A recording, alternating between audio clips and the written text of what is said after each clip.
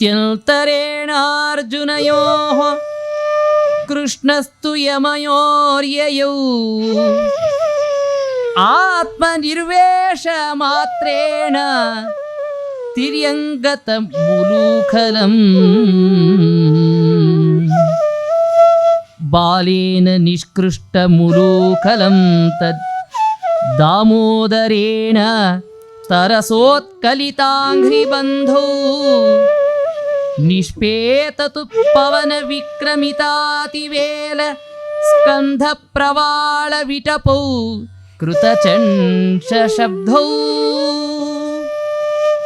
ತತ್ರ ಶ್ರಿಯಾ ಪರಮಯಾ ಕಕುಭಸ್ಫುರಂತೌ ಸಿದ್ಧಾವುಪೇತ್ಯ ಕುಜಯೋರಿವ ಜಾತವೇದೌ ಕೃಷ್ಣಂ ಪ್ರಣಮ್ಯ ಶಿರಸಾಖಿಲ ಲೋಕನಾಥಂ ಬದ್ಧಾಂಜಲಿ ವಿರಜಸಾ ವಿರಮೂಚತು ಸ್ಮ ಯಕ್ಷಾವೂಚತುಃ ಕೃಷ್ಣ ಕೃಷ್ಣ ಮಹಾಯೋಗಿನ್ ತ್ವಮಾದ್ಯ ಪುರುಷ ಪರಃ ವ್ಯಕ್ತಾವ್ಯಕ್ತಮಿದಂ ವಿಶ್ವಂ ರೂಪಂ ತೇ ಬ್ರಾಹ್ಮಣಾ ವಿದುಃ ವಾಣೀ ಗುಣಾನುಕಥನೆ ಶ್ರವಣೌ ಕಥಾಯಾಂ ಹಸ್ತೌ ಚ ಕರ್ಮಸು ಮನಸ್ತವ ಪಾದಯೋರ್ನೌ ಸ್ಮೃತ್ಯಾಂ ಶಿರಸ್ತವ ಸುರಪ್ರವರ ಪ್ರಣಾಮೇ ದೃಷ್ಟಿಃ ಸತಾಂ ದರ್ಶನೇಸ್ತು ಭವತ್ತನೂನಾಂ ಆ ಆ ಆ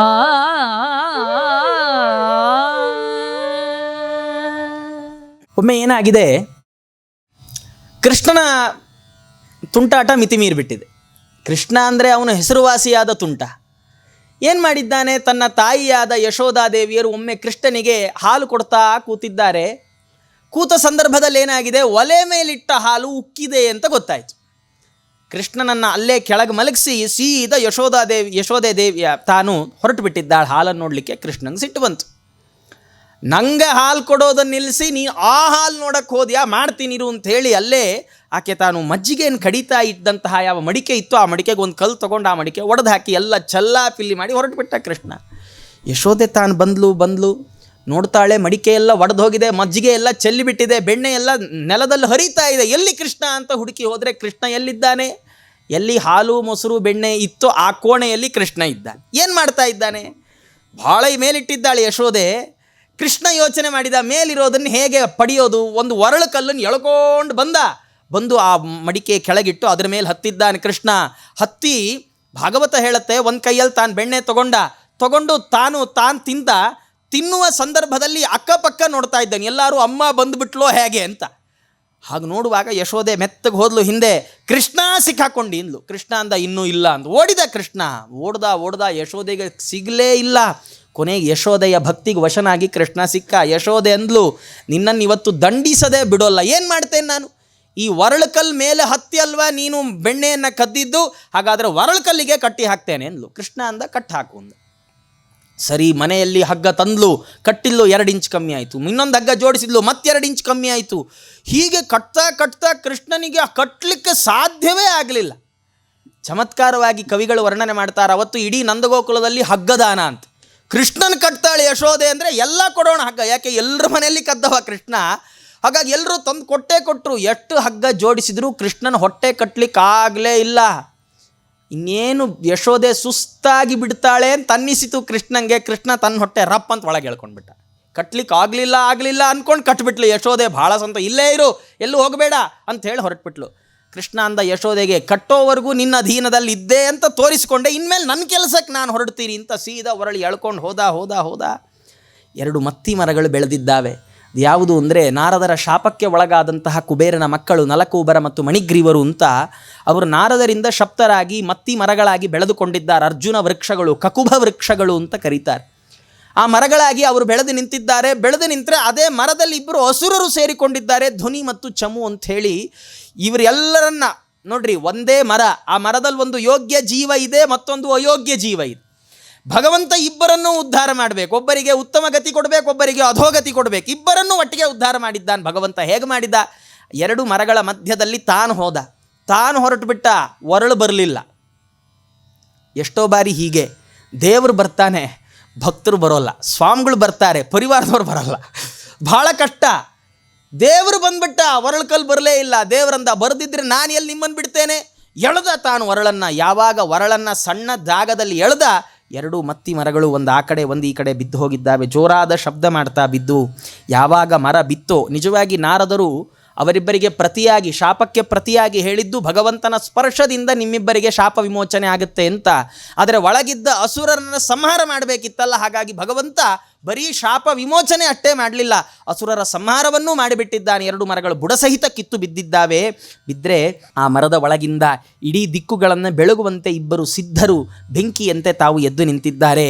ಯಾವಾಗ ಕೃಷ್ಣನಿಂದಾಗಿ ಅವರ ಶಾಪ ವಿಮೋಚನೆ ಆಯಿತೋ, ಅವರಲ್ಲಿರುವ ರಜೋಗುಣ ಸಂಪೂರ್ಣವಾಗಿ ನಾಶ ಆಯಿತು. ಅವರ ಸತ್ವಗುಣ, ಆ ಸತ್ವ ಸ್ವಭಾವ ಅದು ಪ್ರಕಟವಾಯಿತು.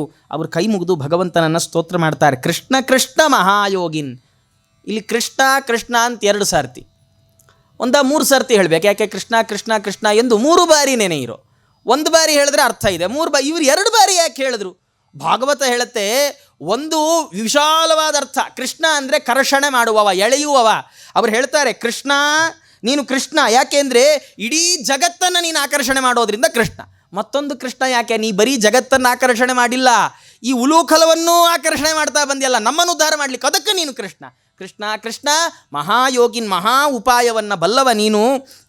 ಎಲ್ಲರಿಗಿಂತ ಮೊದಲು ಇದ್ದಂತಹ ಭಗವಂತಿ, ಆದ್ಯ ಪುರುಷ ನೀನು. ಈ ಇಡೀ ಜಗತ್ತನ್ನು ನಿನ್ನ ಶರೀರದಂತೆ ನೀನು ಭಾವಿಸಿದ್ಯಾ. ಇಡೀ ಜಗತ್ತನ್ನು ವ್ಯಕ್ತಾವ್ಯಕ್ತಂ, ಕಾರ್ಯ ಕಾರಣ ರೂಪವಾದ ಈ ಇಡೀ ಜಗತ್ತು ನಿನ್ನ ರೂಪ ಅಂತ ಅಪರೋಕ್ಷ ಜ್ಞಾನಿಗಳಾದವರು, ಬ್ರಹ್ಮ ಅಣತಿ ಯಾರು ಭಗವಂತನನ್ನು ಚೆನ್ನಾಗಿ ತಿಳಿದಿದ್ದಾರೆ ಅಪರೋಕ್ಷ ಜ್ಞಾನಿಗಳು, ಅಂಥವ್ರು ನಿನ್ನ ಬಗ್ಗೆ ಹೇಳ್ತಾರೆ ಅಂತ ಸ್ತೋತ್ರ ಮಾಡ್ತಾ ಅವರು ಹೇಳ್ತಾರೆ, ನಮಗೆ ಈ ಶಾಪ ಬರಲಿಕ್ಕೆ ಕಾರಣ ಏನು? ಸಾಮಾನ್ಯವಾಗಿ ನಮಗೆ ಯಾರಾದರೂ ಹಿರಿಯರು ಶಿಕ್ಷೆ ಕೊಟ್ಟಾಗ, ಶಿಕ್ಷೆ ಕೊಟ್ಟ ಹಿರಿಯರ ಮೇಲೆ ನಮಗೆ ದ್ವೇಷ ಬಂದುಬಿಡುತ್ತೆ.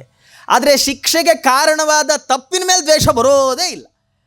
ಆದರೆ ಇವರು ತಾವು ಶಿಕ್ಷೆಯನ್ನು ಪಡೆದುಕೊಂಡವರು, ಶಿಕ್ಷೆಗೆ ಕಾರಣ ಏನು ಅಂತ ತಿಳ್ಕೊಂಡಿದ್ರಲ್ಲ, ಅದರ ಬಗ್ಗೆ ಅವರಿಗೆ ಚಿಂತೆ ಇದೆ. ಅವರು ಹೇಳ್ತಾರೆ, ನಾವು ಸಂಪತ್ತಿನ ಮದದಿಂದಾಗಿ ನಮಗೆ ಈ ಶಾಪ ಬಂದಿತ್ತು ಸ್ವಾಮಿ, ಹಾಗಾಗಿ ಮುಂದೆ ನಮಗೆಂದೂ ಆ ಮದ ಬರಬಾರ್ದು. ಹಾಗಾಗಿ ನೀ ಏನು ಮಾಡಬೇಕು, ನಮ್ಮ ಮಾತು ಅದು ಉಪಯೋಗ ಆಗತ್ತೆ ಅಂತಾದರೆ ನಿನ್ನ ಗುಣಗಳನ್ನು ಹೇಳೋದ್ರಲ್ಲೇ ಅದು ಸೌದು ಹೋಗಬೇಕು. ನಮ್ಮ ಮಾತು ಯಾವ್ಯಾವುದಕ್ಕೋ ಸೌದು ಹೋಗುತ್ತೆ. ಆಡಿ ಆಡಿ ಮಾತು ಸವಿತು. ಏನು ಆಡಿದ್ದು ಅಂದರೆ ಬರೀ ಲೋಕವಾರ್ತೆ, ಲೋಕನಾಥನ ವಾರ್ತೆ ಆಡಲೇ ಇಲ್ಲ. ಅವ್ರು ಕೇಳ್ಕೊಳ್ತಾರೆ, ನಮ್ಮ ಮಾತು ನಿನ್ನ ಗುಣಗಳನ್ನು ಹೇಳಿ ಹೇಳಿ ಸೌದು ಹೋಗಬೇಕು. ನಮ್ಮ ಕಿವಿಗಳು ನಿನ್ನ ಕಥೆ ಕೇಳಿ ಕೇಳಿ ಮಂದ ಆಗಬೇಕು. ಅಂದರೆ ಕಿವಿ ಮಂದ ಆಗೋದ್ರೊಳಗೆ ಕಥೆ ಕೇಳಬೇಕು. 60 ಆದಮೇಲೆ ಪುರಾಣಕ್ಕೆ ಹೋಗ್ತೀನಿ ಅಂತ ಕೂತ್ರೆ ಕಥೆ ಕೇಳಲ್ಲ, ಸ್ಪೀಕರ್ ಪಕ್ಕ ಕೂತ್ಕೊಳ್ಬೇಕಾಗತ್ತೆ. ಹಾಗಾಗಬಾರದು. ಅಂದರೆ ಕಿವಿ ಮಂದ ಆಗುವಷ್ಟರ ಒಳಗಾಗಿ ನಾವು ಭಗವಂತ ನಿನ್ನ ಕಥೆಯನ್ನು ಕೇಳಬೇಕು. ಹಾಗಾಗಿ ನಿನ್ನ ಕಥೆ ಕೇಳಿ ನಮ್ಮ ಕಿವಿ ಮಂದ ಆಗಲಿ, ನಮ್ಮ ಕೈಗಳು ನಿನ್ನ ಕೆಲಸ ಮಾಡುವ ಹಾಗಾಗಲಿ. ಭಗವಂತನ ಮಂದಿರದ ಮಾರ್ಜನೆ ಮಾಡಬೇಕು. ಮನೆಯಲ್ಲಿ ದೇವರಿಗಾಗಿ ಒಂದು ಮನೆ ಅಂತ ಇಟ್ಟಿರ್ತೇವಲ್ಲ, ಆ ಮನೆಯ ಕಸವನ್ನಾದರೂ ನಾವು ನಮ್ಮ ಕೈಯಾರೇ ಗುಡಿಸ್ಬೇಕು. ಭಗವಂತನ ಮಂದಿರ ಮಾರ್ಜನಾದಿಗಳನ್ನು ಮಾಡಲಿ. ನಮ್ಮ ಮನಸ್ಸು ಯಾವಾಗಲೂ ನಿನ್ನ ಪಾದಗಳನ್ನೇ ನೆನಪು ಮಾಡಿಕೊಳ್ತಾ ಇರಲಿ. ನಮ್ಮ ಶಿರಸ್ಸು ಯಾವಾಗಲೂ ನಿನ್ನನ್ನು ನಮಸ್ಕಾರ ಮಾಡೋದರಲ್ಲೇ ಸಬದು ಹೋಗಲಿ. ನಮ್ಮ ಕಣ್ಣು ಯಾವಾಗಲೂ ನಿನ್ನನ್ನು ಹೊತ್ತಂತಹ ಸಜ್ಜನರನ್ನು ನೋಡೋದರಲ್ಲಿ ಸಾರ್ಥಕ ಆಗಲಿ. ಯಾಕೆಂದರೆ ನಮ್ಮ ಈ ಕಣ್ಣಿಗೆ ಭಗವಂತ ಗೋಚರ ಆಗೋಲ್ಲ. ಹಾಗಾಗಿ ನಮ್ಮ ಕಣ್ಣಿಗೆ ನಿನ್ನ ದರ್ಶನ ಕೊಡು ಅಂದರೆ ಕೇಳ್ಕೊಳ್ಳಿಕ್ಕೆ ಬರಲ್ವಲ್ಲ. ಹಾಗಾದರೆ ಈ ಕಣ್ಣಿಗೆ ಯಾವುದರ ದರ್ಶನ ಆಗತ್ತೆ? ನಿನ್ನನ್ನು ಹೊತ್ತ ಮಹಾನುಭಾವರ ದರ್ಶನ ಆಗತ್ತಲ್ಲ. ಆ ದರ್ಶನವನ್ನು ನಮ್ಮ ಕಣ್ಣಿಗೆ ಕೊಡು ಸ್ವಾಮಿ ಅಂತ ಪ್ರಾರ್ಥನೆ ಮಾಡಿಕೊಳ್ತಾ ಇದ್ದಾರೆ. ಭಗವಂತ ಅವರಿಬ್ಬರನ್ನು ಉದ್ಧಾರ ಮಾಡಿದ. ಮುಂದೆ ಇನ್ನೂ ಅನೇಕ ಲೀಲೆಗಳನ್ನು ಭಗವಂತ ತೋರಿಸುವವನಿದ್ದಾನೆ.